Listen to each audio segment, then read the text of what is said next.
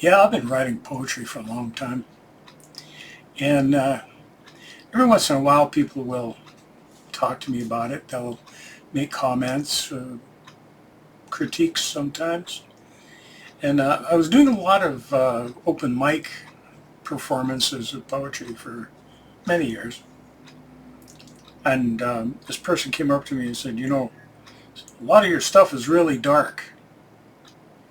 And I said, yeah, well, that just reflects who I was at the time I wrote it. And then another person there, I think they thought they were defending me somehow, said, well, didn't you used to write children's poems? And I said, yeah, I wrote children's poems. And so how come, you know, if your stuff is so dark, how come you're writing children's poems?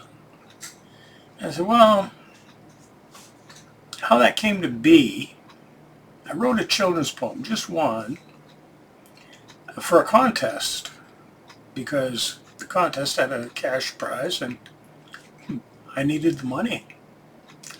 And I was living in a depressing place. I was living in a rundown trailer next to the cemetery, 100 yards from Hudson Bay. It was wintertime. So I wrote this poem and submitted it to the contest, won the contest. And I got asked by a magazine in England to submit some more children's poems to them because they liked the one that had won the contest.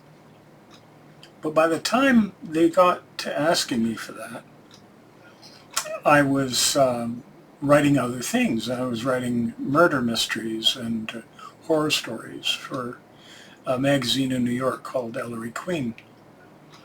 And so when they asked me to write children's stories, I did. But what I wrote was not your typical children's story. I'll give you an example. Here's the first one that I submitted. And you'll see how my life and my circumstances changed what you might think is typical for a children's story. It's called Bad Boy's Bedtime Story. When the lights go out, it rears its head, that hideous beast from under the bed, slithering out as you close the door to skulk about on the bedroom floor. Baring its teeth in a nasty grin, it searches for blankets not quite tucked in.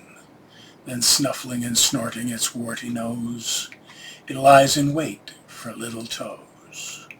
Toes to nibble and toes to munch. In an ugly, beastly monster's lunch, it can't be caught and it won't go away. Just sits in the dark till break of day. So wrap your blankets around your toes and pull them tight up to your nose. 'Cause it's waiting for you and it wants to be fed. It's that hideous beast from under the bed. If you like that one, make a comment. I've got more. I wrote a whole series of horror stories for children that were published in a magazine in England.